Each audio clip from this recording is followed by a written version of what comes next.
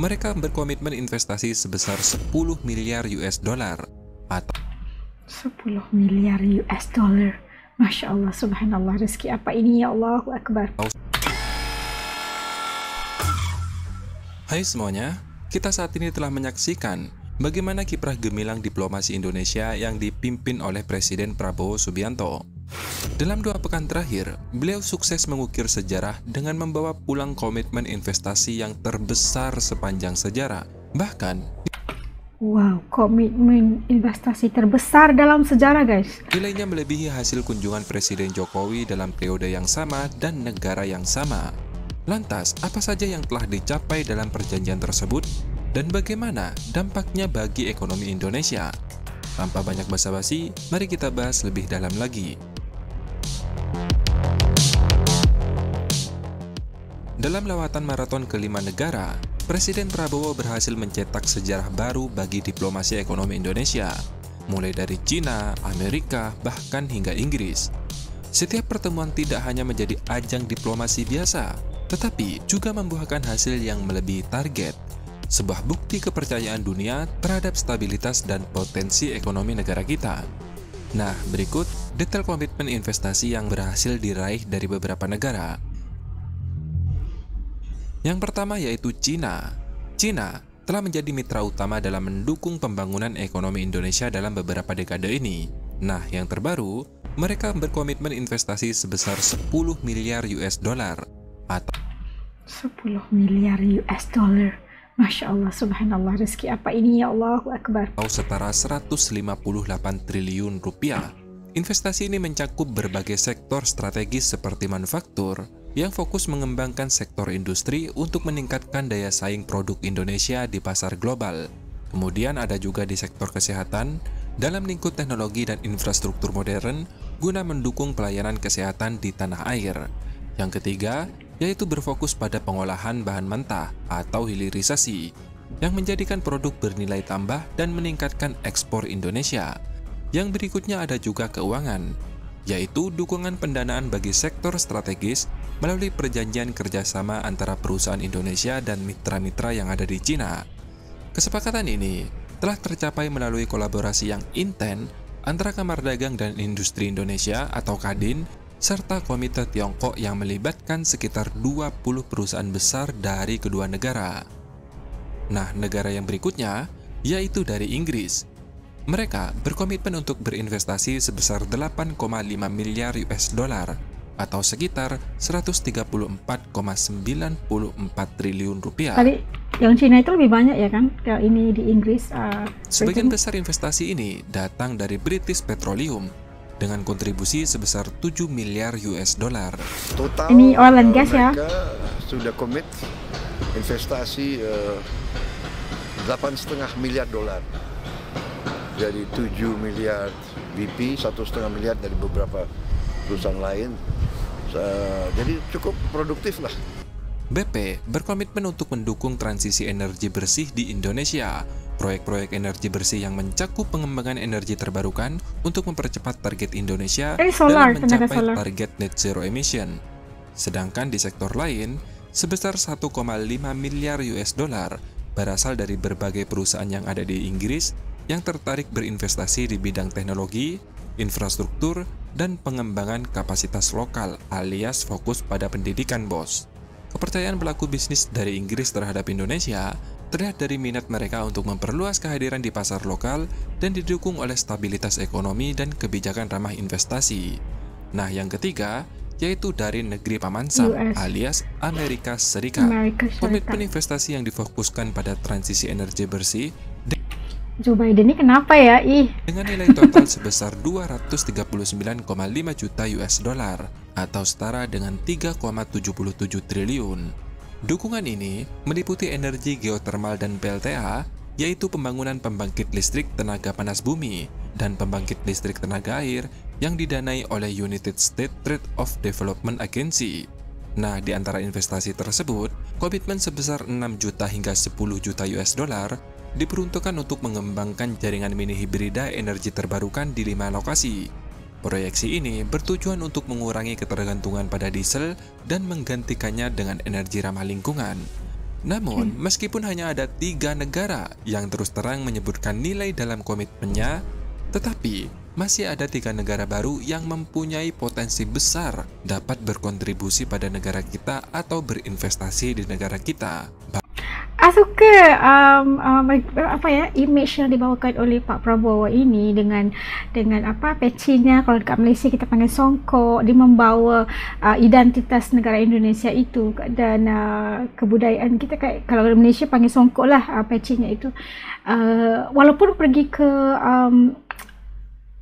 keluar negara, ke negara-negara luar, dengan bangganya sekali Pak Prabowo itu membawa apa kita panggil satu identitas yang luar biasa daripada Indonesia. Ya, salut banget. Bahkan diproyeksikan nilainya akan lebih besar daripada yang ada saat ini, bro.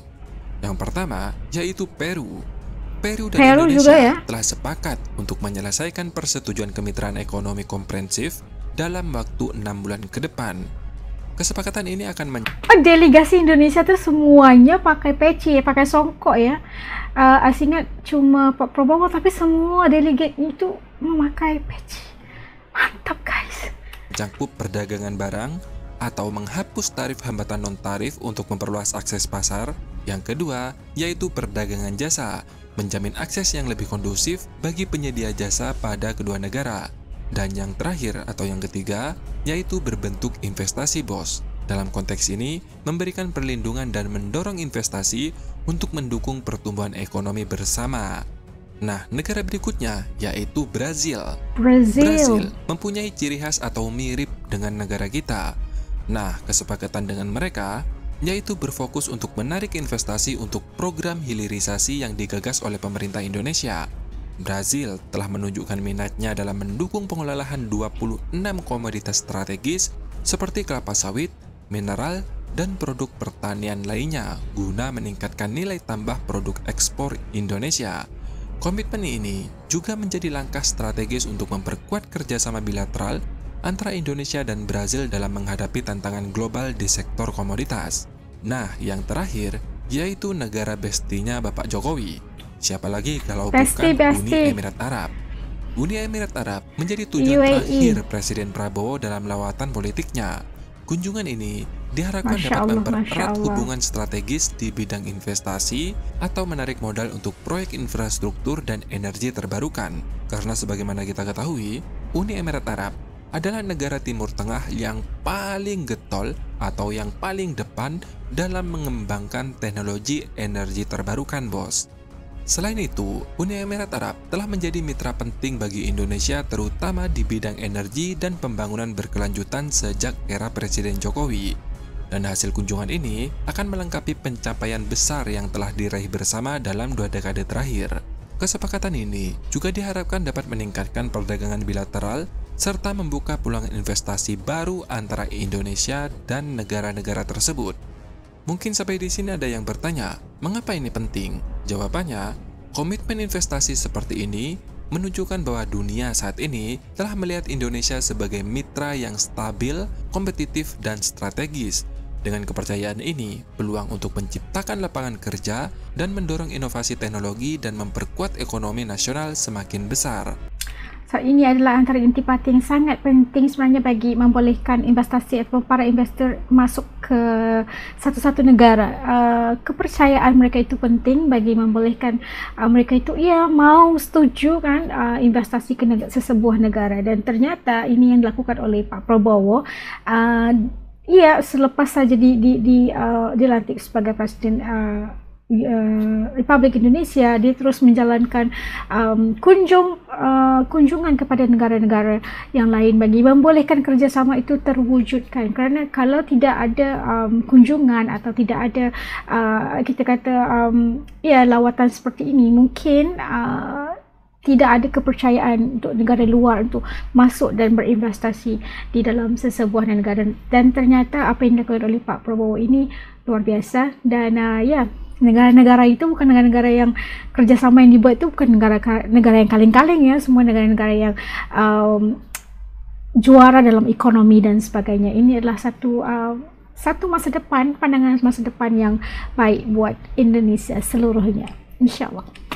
Dari perspektif global inilah yang dapat menguntungkan langkah Indonesia dan meningkatkan posisi strategis negara kita di panggung dunia, bos. Iya, Dengan ini diplomasi penting. yang cerdas dan kolaborasi dengan negara-negara besar, Indonesia berpotensi menjadi pusat pertumbuhan baru di kawasan Asia. Dan pencapaian ini adalah bukti bahwa Indonesia mampu bersaing di panggung global. Namun perlu diingat, perjalanan kita masih panjang. Mari kita dukung bersama upaya pemerintah dalam merealisasikan potensi besar ini demi Indonesia yang lebih maju dan sejahtera. Nah, Oh, ini nggak sampai pakai di sini pecinya, Pak. informasinya. Terima kasih sudah menonton. Sampai jumpa di next video. Dadah.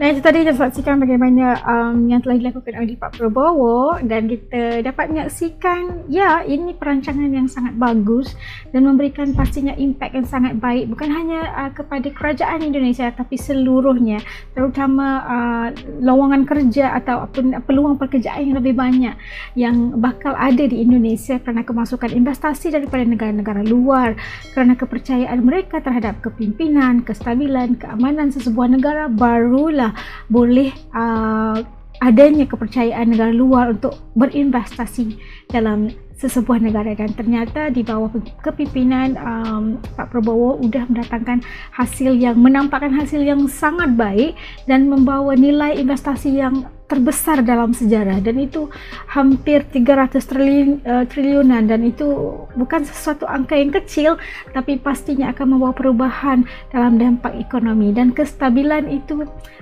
menjadikan satu titik tolak permulaan yang baik untuk melonjak nama Indonesia ke satu tahap yang jauh lebih baik dari sebelumnya, insya-Allah. Okey, maaf dari As kiranya apa yang As katakan tadi kalian tidak bersetuju. As minta maaf dan ampun ya. Kalau jangan lupa juga kalau kalian yang punya komen, bisa tinggalkan komen di bawah pendapat kalian tentang apa yang telah dibawa oleh Pak Prabowo masuk ke Indonesia investasinya. Dan buat kalian yang sudah lama mengikuti, terima kasih atas dukungan kalian yang dari dulu sampai sekarang. Dan buat yang baru, jangan lupa untuk bantu As dengan tekan butang subscribe, tanda dukungan. Semoga kita semua dalam lindungan Allah Subhanahu Wa Taala selamanya, insya-Allah. Sampai ketemu lagi. Dadah.